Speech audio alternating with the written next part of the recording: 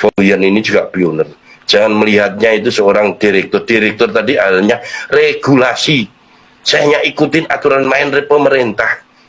Ya, sebenarnya lebih mumet, pusing, jujur aja. Mikirin se-Indonesia, betul. Ya, hujatan-hujatan setiap hari, ratusan WA, Telegram tuh ribuan serang, hampir tiap hari. Gitu loh. Tapi saya mencoba tegar, gitu loh. Karena ini perjuangan demi masyarakat, demi pioner yang ini loh sudah punya aset. Cuma mau membuktikan bagaimana, sedangkan semua otoritasnya adalah di Nicholas, gitu loh. Hanya satu, kita ikutin aja proses. Ya, saya pun tidak bisa namanya ngiming-ngiming, nggak ada ngiming-ngiming dari awal. Teman-teman bisa kok dari omongan saya A sampai Z yang namanya edukasi, semuanya mengarah ke aset Web3 dengan syarat juga jaringan Web3. Ya, ternyata memang ini sama-sama belajar. Ya sudah, kita kembali lagi, yang penting asetnya tolong. Kalau mau dijual silakan, tapi dijual yang aman di OKX, tapi jangan semuanya, sisain lah 50, sisain lah 100, selebihnya monggo dijual kalau kira-kira mentok karena kebutuhan mau lebaran. Ya, kalau kira-kira mau lebaran, tapi lebaran itu setahu saya juga udahlah, tahun lalu juga demikian. Nah, bagaimana para pioner Web3? Pioner Web3 kapok atau tidak Anda sekarang ya. Ini Pak Dirut, Pak Komisaris atau apalah itu namanya ya, PTNs ya. Wallet collapse. Sudah menyatakan seperti itu ya. Kemarin-kemarin ketika disomasi atau bahkan digugat ya, menjanjikan apa? Mencairkan 50 juta rupiah per member sebelum lebaran. Dan sekarang sudah mau menjelang lebaran ya, saya membuat video ini tanggal 27, beredar voice note seperti itu. Yang artinya dia gak bisa memenuhi janjinya. Nah, gimana? Para pemuja GCV yang bebal, yang sulit dikasih tahu ya. Jadi menurut saya pemuja GCV ini ada beberapa tingkat ya. Ini tingkat yang masih mending. Tingkat yang masih mendingnya bagaimana Bang Tony? Dia percaya dan yakin sama GCV, tapi tidak mau ngikut-ngikut PTNs, PT Indopinetmat atau apapun itu yang harus mengeluarkan uang. Itu masih mending. Ya, dia punya prinsip teguh ya, masih menjaga koinnya, tapi dia nggak ikut PT apapun itu. Paham ya? Itu masih mending.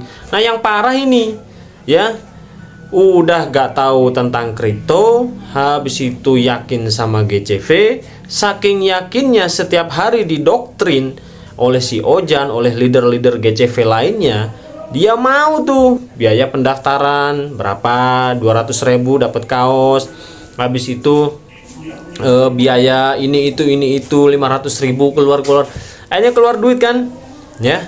Dan yang parahnya mereka manut gitu ya sama leader-leader GCV ketika kemarin di OKX harga tinggi bos ya, 2,8 dolar ya, itu kalau dirupiahkan hampir ya 48.000, hampir 50.000.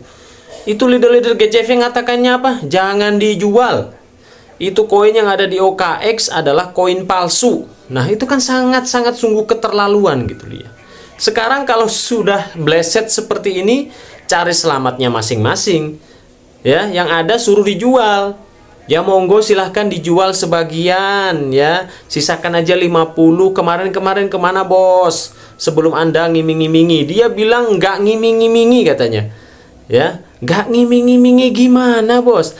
Anda bisa lihat di tiap live TikToknya dia, Anda bisa lihat videonya dia ketika di pantai itu ya kan. Habis itu video-video lainnya menjanjikan tanggal 14 kemarin cair. Bayangkan ketika open network cair. Dan ini udah dua kali lebaran loh ya. Bayangkan, itu gak zolim gimana? Gimana oma-oma opa-opa ya, yang ngikutin si Ojan ini ya. Sekarang gimana? Sekarang dijual di OKX, harganya turun bos, cuma 13.000 per koin. Anjlok sekarang harganya ya, karena itu banyak yang menjual terus gitu, yang beli gak ada, yang serok gak ada. Gimana? Alien itu ya, Kalian kalau ngatain saya pedes-pedes, sekarang juga saya bakalan pedes. Saya akan bilang kewapok rasa noa. Ya. Sekarang mau lebaran ya. Kalian itu ngabdi-ngabdi sama leader GCV itu hasilnya apa? Zong, gigit jari Anda. Kapok beneran. Anda kalau ngatain saya itu pedes-pedes ya. Munafik lah, tukang nyinyir lah, apalah, ginilah, gitulah, wah udah sembarang kalir ya, tai berak lah atau apa gitu ngatain saya. Sekarang gimana? Kerasa kan? Kapok saya rasakan ya. Nih, lihat nih, Idul Fitri tinggal menghitung hari. Para pengabdi Fauzan pun terpaksa harus kembali gigit jari akibat terkuncinya koin WUP 3 milik Pak Komisaris sehingga tidak jadi dicuilkan untuk menalangi ongkos mudik Bapak Ibu warga Sekte Exchange Collapse dan Enggalomania ya, yang sudah setia mendengarkan nasihat para penipunya selama 2 kali puasa dan 2 kali lebaran. Hanya permohonan maaf yang bisa diberikan oleh Nyi Rere Kibul sebagai timbal balik dari setoran ratusan ribu hingga jutaan rupiah yang telah dibayarkan oleh para pioner. Nah, ya, ketika kemarin ya saya ingatkan ya, nggak semudah itu mencairkan duit miliaran di Indonesia, bos. Semua pasti ada regulasinya, pasti ada aturannya. Tapi apa yang dikatakan nggak ada hubungannya sama pemerintah ini itu. Iya, kalau nggak ada hubungan itu kalau koin ini sudah ada listing di bursa, ya. Lah ini sendiri ya, di PT dia sendiri ya, ya kan? Gimana sekarang kalau udah meleset ya, nggak bisa menuhin janjinya, nyalain pemerintah, ya. Ini regulasi pemerintah ini, nyalahin tukang nyinyir. Ini bukan masalah tukang nyinyir, ini bukan masalah hujat dan menghujat, bos, bukan. Ini masalah duit, ya.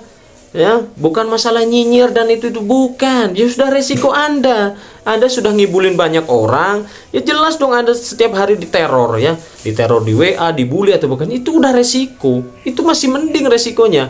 Nah sekarang ya, yang mensomasi kemarin itu, yang membuat somasi, lanjutkan ya, karena yang hal seperti ini gak bisa, bos. Anda mau sampai kapan di dunia bobokan seperti itu, bos, ya.